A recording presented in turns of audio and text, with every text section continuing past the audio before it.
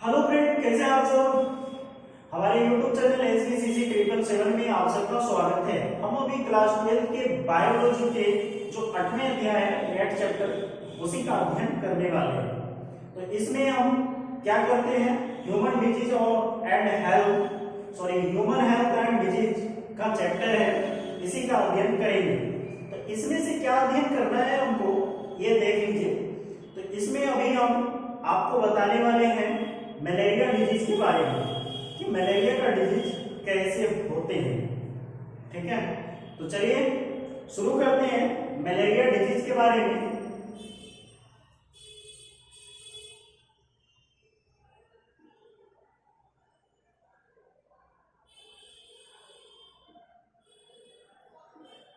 Malaria, ये ध्यान से देखिएगा, हमने आपको बताया कि मलेरिया जो बीमारी फैलते हैं उसका मलेरिया का जो पैथोजन है यानी जनक, वो जनक है कौन?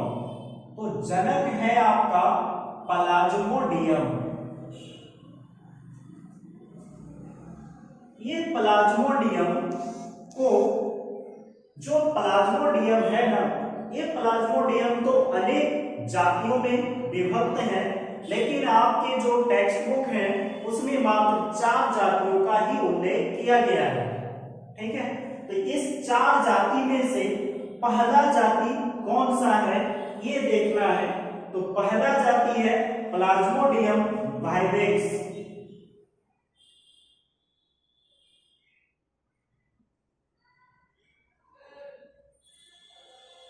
दूसरा है आपका प्लाज्मोडियम ओवेन।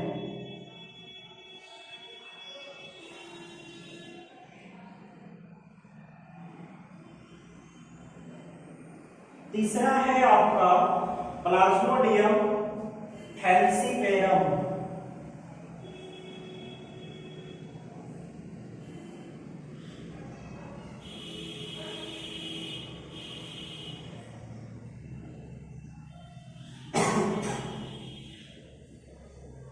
और चौथा है प्लाज्मोडियम मलेरियाई।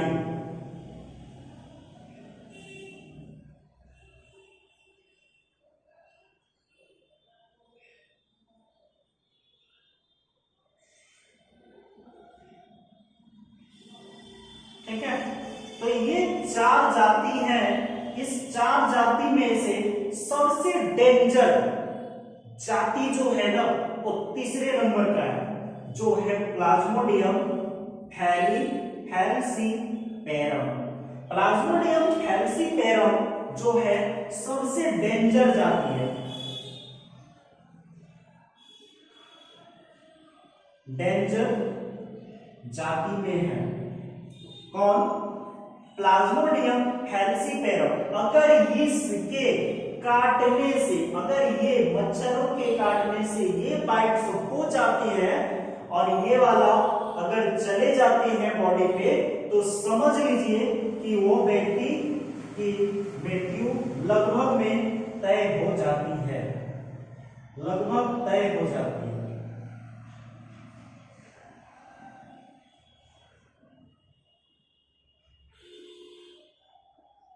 किसमें? जब प्लाज्मोडियम फैलसीपेरम चले जाते हैं, बॉडी के अंदर प्रवेश करते हैं, तो वह क्या हो जाते हैं, लगभग में मृत्यु होने की संभावना होती है। इसमें से आप एक चीज नोट में लिख लीजिएगा, इसके लिए क्या लिखना है इसमें, ध्यान से देखिए। फैलसीपेरम जो है सबसे डेंजर है। इसके द्वारा जो मलेरिया रोग होते हैं वह मैरीगेट मलेरिया होता है। तो इसके द्वारा यानी प्लाज्मोडियम फैलसीपेरम से जो रोग, प्लाज्मोडियम फैलसीपेरम, नोट में लिखिएगा NOTE, नोट देखिए आप लिखिएगा कि प्लाज्मोडियम फैलसीपेरम प्रोटोजुआ के द्वारा जो बीमारी होते हैं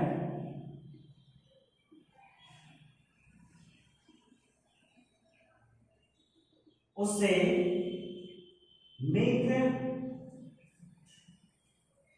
मैलिग्नेंट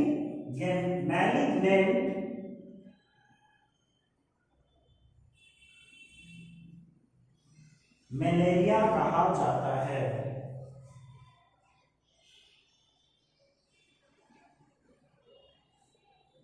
याद रहेगा, मैलिग्नेंट मलेरिया ये प्लाज्मोडियम फैल्सीपेरम के काटने से कौन सी बीमारी होती है? तो प्लाज्मोडियम फैल्सीपेरम के काटने से मैलिग्नेंट मलेरिया की बीमारी होती है।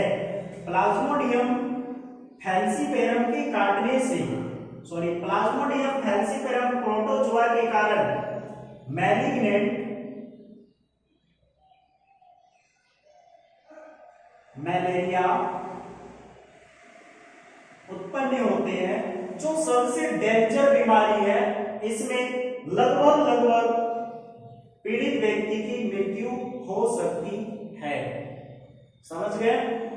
नेक्स्ट हम मलेरिया के जो विधि है संक्रमण का वो जानेंगे। ये सारे के सारे जनक हैं। प्लाज्मोडियम क्या है? जनक है। मलेरिया का जनक किसे कहा जाता है? तो प्लाज्मोडियम को।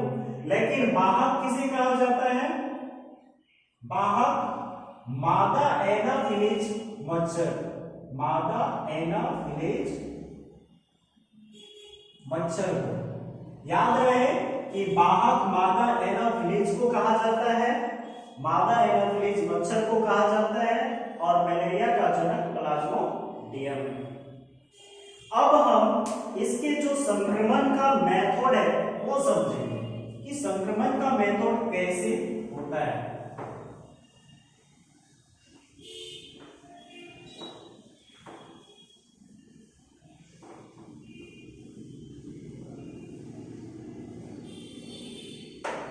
मेथड ऑफ इन्फेक्शन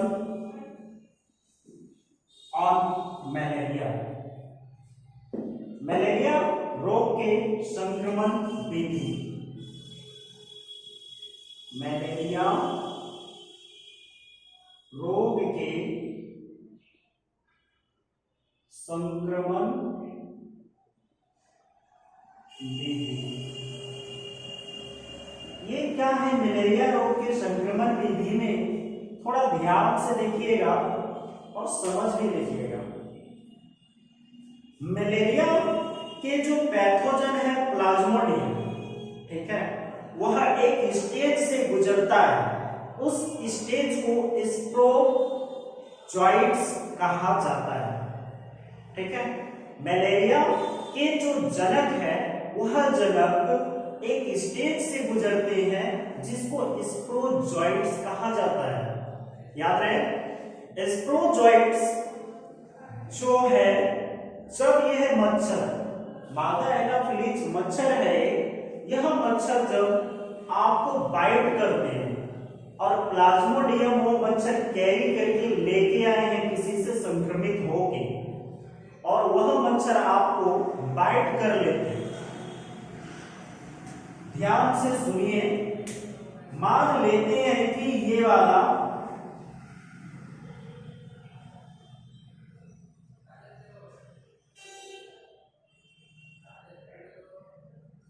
ये मच्छर है, आपको आपके कहीं भी एंगल से काटा, और काटने के बाद यहां से जो प्लाज्मोडियम इसके यहां तक पहुंच गए,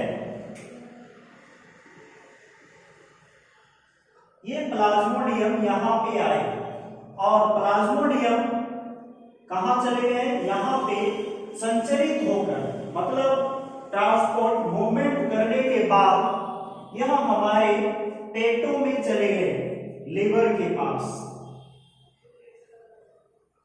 तो लिवर में यानी यकृत में चले गए, लिवर में चले गए।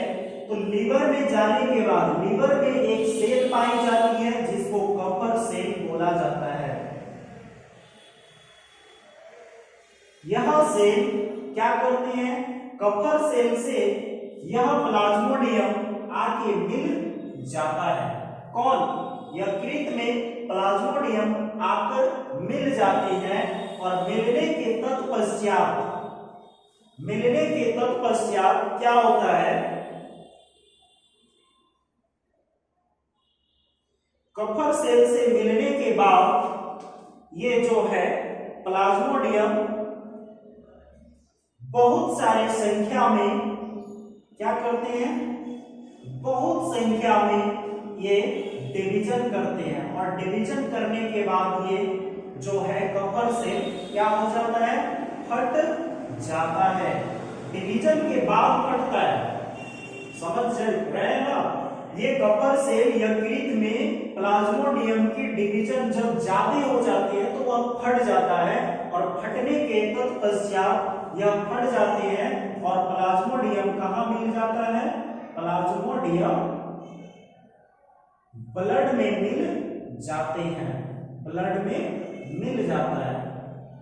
जब ब्लड में मिल जाते हैं तो ये क्या करते हैं? ब्लड में मिल के यह पूरे ब्लड में फैलने का कोशिश करता है और ब्लड में पाए गए, ब्लड में क्या क्या पाए जाते हैं? आप लोग तो जानते हैं कि ब्लड में WBC, RBC होते हैं। तो RBC का जो शेप होता है वो कैसे होता है? गोल।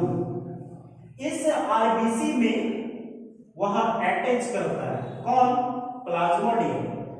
जब अटैच करते हैं तो इसमें अटैच करने के समय एक टॉक्सिक आते हैं, मतलब विषैला जहरीला पदार्थ आता है। वह पदार्थ टॉक्सिक जो आते हैं, टॉक्सिक फिलामेंट्स, वो उसको हीमोजाइम के नाम से जाना जाता है। यह टॉक्सिक RBC में जब प्लाज्मोडियम संपर्क करते हैं, स्पोरोजॉइट्स की क्रिया, सबसे पहले तो बात यह है कि संक्रमण करने के समय प्लाज्मोडियम स्पोरोजॉइट्स के स्टेज में रहते हैं। जब ये काटते हैं तो कहां चले जाते हैं? स्पोरोजॉइट्स की क्रिया होती है कहां पे? यकृत यानी लीवर के कफर सेल में होते हैं। कफर सेल में जब पूरे भर जाते हैं तो वह कफर सेल फट जाता है और फटने के बाद प्लाज्मोडियम ब्लड में मिल जाते हैं। ब्लड में पाए गए RBC से जब यह प्लाज्मोडियम मिलता है तो उसमें से क्या होते हैं? हीमोजॉइन एक क्या है? हीमोजॉइन एक टॉक्सिक एलिमेंट्स है। हीमोजॉइन एक टॉक्सिक है, विषैला पदार्थ है। टॉक्सिक अर्थात विषैला पदार्थ, जहरीला पदार्थ, ठीक है? तो ये जहरीला पदार्थ के कारण आपके शरीर में क्या होता है? कपकपी जैसी आती है, ठंडे लगने लगते हैं। तो मलेरिया में आपको ठंडा ही लगता है, कपकपी आती है। किसके कारण आते हैं? हीमोजाइम के कारण। जब प्लाज्मोडियम RBC से कांटेक्ट करता है तो उस समय प्लाज्मोडियम के बॉडी RBC से कांटेक्ट करने के दौरान क्या करते हैं? हीमोजॉइन का सिक्रेशन करता है और हीमोजॉइन के सिक्रेशन के कारण आपके बॉडी कांपने लग जाते हैं, ठंडे लगते हैं, ठीक है? जब ये अंदर प्रवेश करते हैं तो RBC क्या होता है? RBC हरास हो जाता है। ये हरास हो जाते हैं अर्थात RBC गिर जाते हैं, RBC डैमेज हो जाते हैं।